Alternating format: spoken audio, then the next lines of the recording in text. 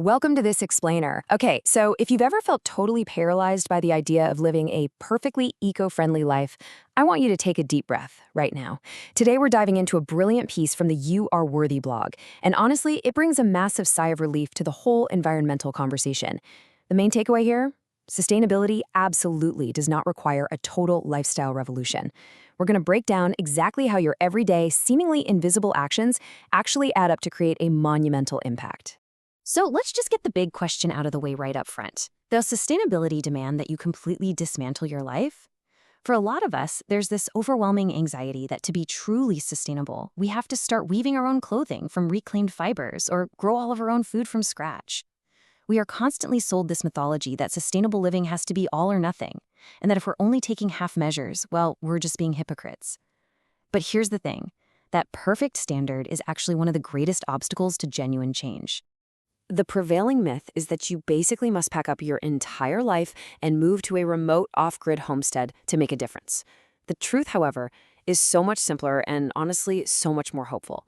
It is really all about small, consistent actions that compound over time. Think of it kind of like a financial investment. Imperfect effort is absolutely worth making because those tiny, sustained choices are exactly what compound into deeply meaningful transformation over the long haul. All right, let's dive into our first area of action, small changes in the kitchen. The kitchen is a space we enter multiple times every single day, which makes it the absolute perfect place to start. The simplest changes here yield some of the most significant, tangible results. When we look at our daily kitchen habits, the swaps are surprisingly easy. On one side, we have our typical disposables, right? Paper napkins, plastic wrap, those single-use coffee pods. On the other side, the reusables. Cloth napkins, glass storage containers, and a French press or a simple pour-over. Now sure, the reusable items do cost a little bit more upfront, but what we often overlook is the economics of sustainability. These are one-time purchases that pay massive dividends over years. They end up costing dramatically less over their lifetime, all while instantly shrinking your daily household waste. And it's not just about what we buy, it's about how we store what we already have. The source beautifully refers to this as grandmother's wisdom rediscovered. Proper storage extends the life of your food by days, sometimes even weeks. For instance, try wrapping your leafy greens in a damp cloth and putting them in a sealed container. They will stay crisp way longer than if you leave them in a suffocating plastic bag from the store. Or try keeping your bread in a cloth bag at room temperature. Believe it or not, plastic actually traps moisture and accelerates mold. These aren't radical, painful acts we're talking about. They're just smart, traditional techniques that work. Moving right along to our next pillar, rethinking the habit of acquisition. We live in a culture that has, frankly, perfected the art of manufacturing desire. Advertising isn't just giving us information anymore, it's literally designed to create a feeling that something is fundamentally missing in our lives, which really begs the question, can we actually interrupt that automated cycle of desire? The sustainable response here isn't strict asceticism. You definitely don't have to vow to never buy anything fun ever again. Instead, the response is thoughtful discernment. It's all about learning how to introduce a simple, intentional pause before making a purchase. So here's how you execute that pause. Right before your next purchase, ask yourself 3 quick clarifying questions. Number 1, do I genuinely need this, or do I merely want it in this specific moment? Number 2, can I borrow it, maybe rent it, or even buy it secondhand? And number 3, will I still be using this thing in a year? Take a beat, let the weight of those questions sink in. They aren't meant to punish you. They're just designed to interrupt that automated cycle of purchasing just long enough for your actual real intentions to step in.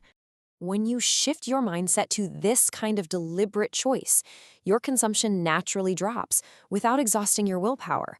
And because you are choosing thoughtfully, you don't feel deprived when you walk away from something you realize you didn't truly want anyway. Honestly, you feel liberated. Next up, let's talk about something a bit more hidden, the household food waste crisis. This one is a quiet crisis, and in affluent nations, the vast majority of this waste doesn't even happen at farms or grocery stores. It happens right in our own homes. Why? Because our systems of buying and storing just don't match our busy daily lives. The data here is staggering. Approximately 33% of all food produced globally is just wasted. When you view that against the 67% we actually consume, it really hits you. It's a massive inefficiency, but because the bulk of it happens at the household level, the solution is literally right in our hands. So, how do we fix it? Here are 3 incredibly practical household solutions. Step 1. meal planning before you go shopping. We're not talking chef-level intense meal prep here, just deciding what you're going to eat before you hit the store to prevent that optimistic over-purchasing of veggies that end up just wilting in the crisper drawer. Step 2, repurposing leftovers. Fun fact, did you know the stir fry was invented partly just to use up small quantities of disparate ingredients? Soups and grain bowls do the exact same thing. Step 3, composting. Whether it's a countertop composter or a community drop-off program, composting takes invisible waste and makes it visible. And visibility tends to produce conscientiousness, turning methane-producing landfill waste into valuable, nutrient-rich soil. All right, on to our fourth pillar, choosing quality over quantity. I know, choosing quality over quantity might sound a bit cliche at first, but let's just think about shoes for a second. You can buy one really well-made pair that lasts you 8 years, or 4 cheap pairs that last 2 years each. Even if that well-made pair costs more upfront, its environmental footprint over time is significantly smaller. The raw resources, the manufacturing energy, the shipping, the packaging, it's all drastically reduced when you invest in quality. And this exact same logic applies to your clothing, your kitchenware, your furniture, your tools. Buying for longevity becomes a truly radical environmental act. And if you need a specific reason to care about quality in your wardrobe, well, here it is, 10%. The fast fashion industry alone is responsible for 10% of global carbon emissions. Just let that sink in for a second. That number eclipses all international flights and maritime shipping combined. The sheer volume of cheap, disposable clothing being churned out every day is having a catastrophic impact on the planet. But listen, the most effective response isn't to just stop buying clothes entirely. Instead, the source outlines these small, highly accessible garment care practices. Buy fewer, better clothes. Learn some super basic mending to fix a loose button or a tiny tear. Wash your clothes in cold water and air dry them whenever you can. These are simple practices, but they significantly extend the life of your garments and they drastically reduce the energy you consume just maintaining them. Which brings us to our final and maybe most important mindset shift: progress over perfection. Look, the scale of global environmental challenges can definitely make us feel completely overwhelmed. But overwhelm is the enemy of action. You absolutely do not need absolute zero-waste perfection to make a difference. Every single reusable bag you bring to the store displaces a disposable one. Every meal you cook from scratch reduces packaging waste. Every single item you repair instead of throwing away keeps material out of the landfill. The antidote to feeling overwhelmed is to begin exactly where you are with exactly what you have and trust that these consistent small choices multiply across communities and across years to create genuine, massive change. I want to leave you with this really powerful thought from the text. Sustainability is not a destination to be reached, but a direction to be maintained. The planet doesn't need our self-punishment. It just needs our attention. It needs us to be willing to notice the consequences of our choices and to make gradual adjustments that honor both our personal needs and the world that sustains us.